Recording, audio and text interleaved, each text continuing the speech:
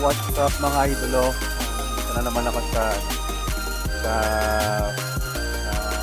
Eastern Pan at ginagawa ko ulit mga idolo. So kaya nga lang nasabi ko noon ay ginaya ko lang itong setup ko. So yun, pinanggayaan niya ko. Ito na yun. So yan yung pinanggayaan ko mga idolo. At dahil nga hindi ko na nakita yung mga follow up kung ano yung nangyari sa earthen pan niya, maliban lang sa sinasabi niyang mabilis na nga mawala yung tubig. So ayun mga idolo. At saka dun sa kahapon yung yung sa pinag-harvestan ng mga hito. So ito na yung nangyari. Tinatad ko na rin siya mga idolo at para para ma-prepare. Pero baka i-sizing ko rin muna tong yung mga nasa kabilang pan kasi yun nga napakahalaga ng sizing mga idolo. So kapag hindi nag-sizing kasi talagang maraming nauubos, maraming nakakain yung mga malalaking grow out. So kailangan ko na mag-sizing yun mga hindi talaga ako nakakapag-sizing doon kasi nga limited yung paglalagyan ko ng tank. So wala akong kahit i-sizing ko yan mga idolo, wala rin mangyayari, wala rin akong paglalagyan ng hito ko. So baka i-sizing ko muna yun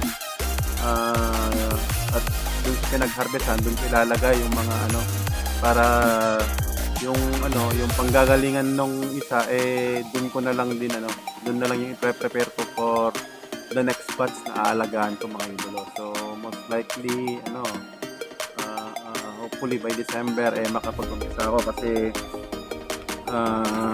wala pang budget ngayon kasi nga hindi naman lahat yun na kuha ko nung nakaraan ay nabenta ko at hanggang ngayon meron pang hindi nabibili. So ganoon talaga pag nag-start, wala pang masyadong market mga idolo. So hopefully magkaroon din ng mga buyers soon. At yun ang maintain natin, tignan natin kung paano natin maintain kasi nakapagpagawa na nga ako ng tarpaulin. So hindi naman pwedeng ningas gun lang yung aryada natin mga yun. So tignan natin pa rin yung mga pwedeng mangyari sa mga susunod na araw. Kaya ko naman kaya natin siguro i-handle sa maniwala lang tayo sa mga pinaggagawa natin. So heto nga mga idolo at ito yung ginagawa ko ngayon.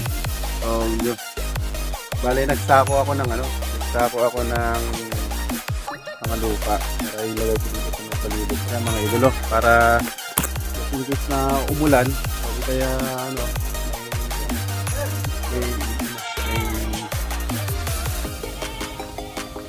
may tayo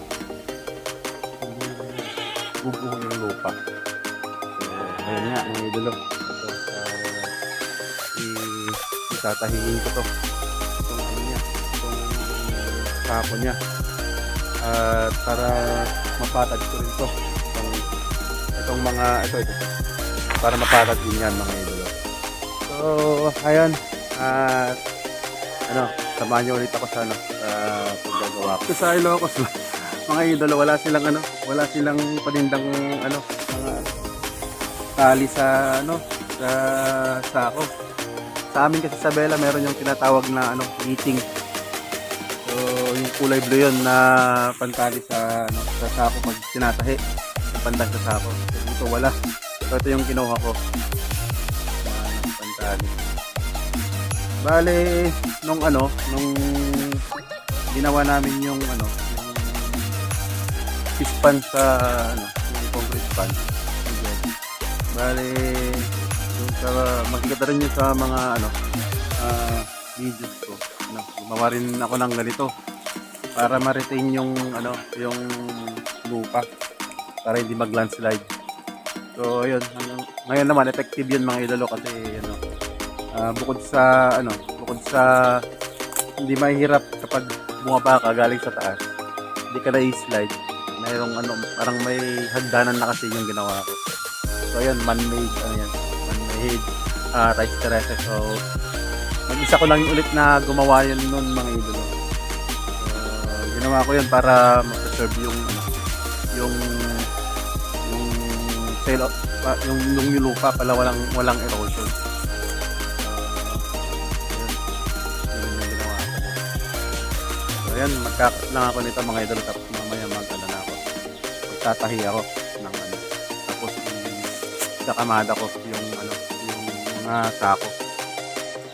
Ayan. So eto na yung putol ko mga idolo. Alakay ko na dito sa mga sako.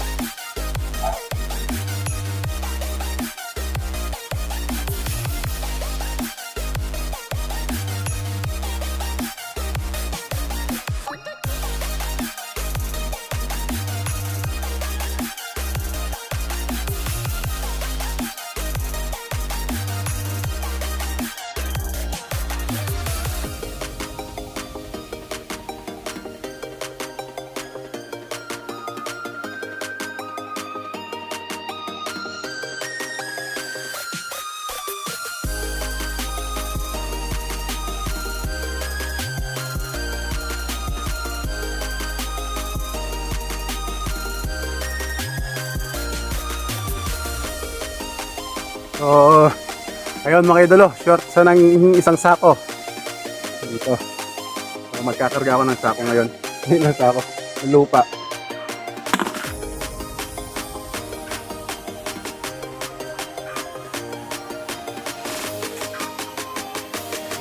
So, ayun mga idolo, itong mga sakong to, yung mga sako ng feeds, saka sako ng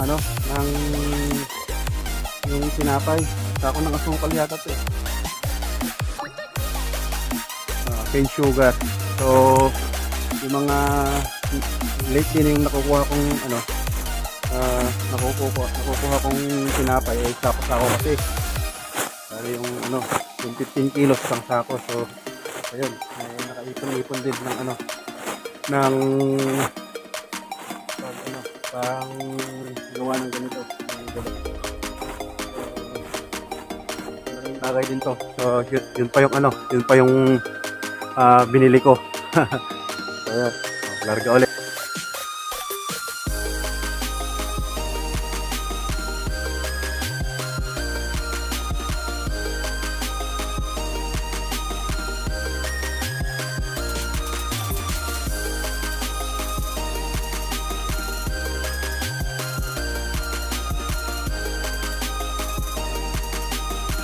So, ayan na mga idolo. Ayos na pero kulang pa dun sa kabila. Kulang pa. So, dito lang muna. Bale 4, 6, 8. Bale, sampa na sakong kailanganin ko mga idolo. So, ngayon, ito lang naman ang natapos ko dito. Bale, ipapantay ko na yung mga lupa dito. So ayan, susunod na lang yan pag nakapag-ipon ulit ako ng sako. So may para may matapos ako ngayong araw. So since okay pa para gumawa. May pa ako. Papatad ko na lang dito sa kabila muna. Yun, para magawa pa.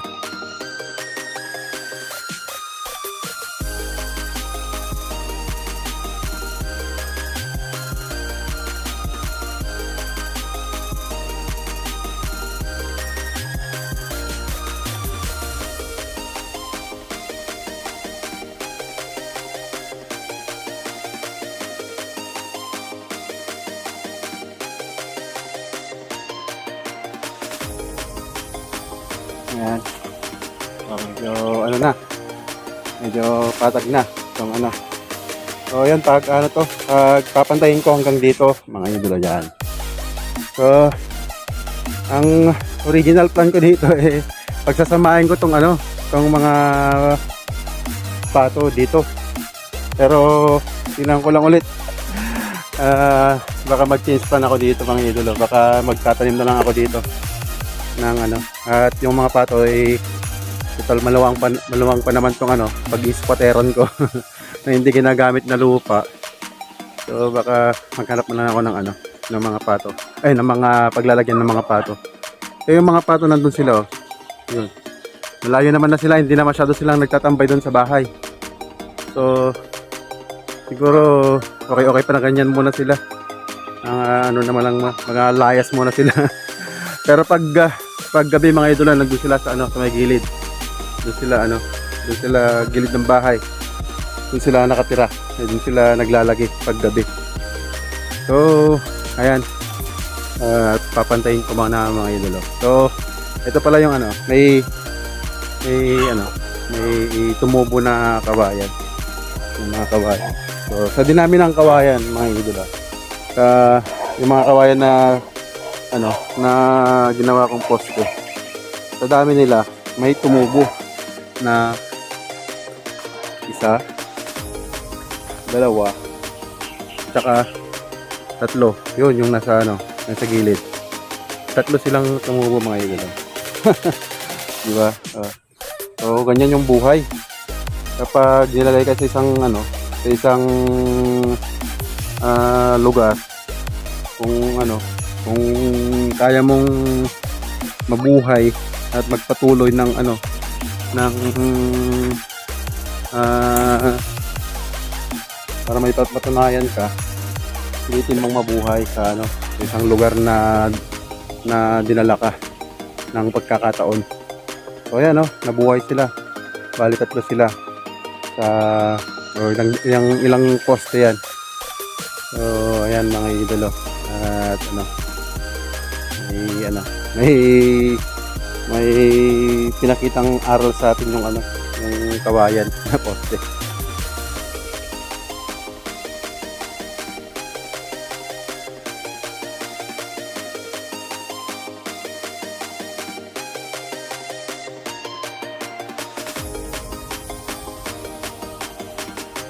So hanggang dito na lang muna yung ano, yung vlog ulit mga idolo. At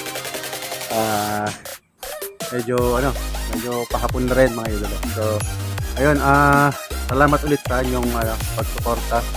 So, yung mga transition dito, yung gaya ng sinabi ko, gagawin kong ano, mini farm na ano, matatambayan para may ano, may relaxing view naman at may ginagawa. So ayun mga idolo, at salamat sa inyong mga pagsubaybay. Sa mga dito nakapagsubaybay ay sana ay konting suporta. So alam nyo na mga idolo. So ayan, at ano, at medyo tapos na naman ang isang araw dito sa may Earth and Sun. So medyo napaparami yung ano natin dito, napaparami yung activities natin dito mga idolo. So ayun, feeling ko medyo mapagod, kaya lang very relaxing talaga, at medyo pinagpapawisan at medyo nga lumolobo yung katawan, walang ginagawa. So yun mga idolo, salamat ulit sa inyong suporta, at gaya na aking sinasabi lagi na dito sa channel na ito, kayo ang aking idolo. So God bless us all. Amen.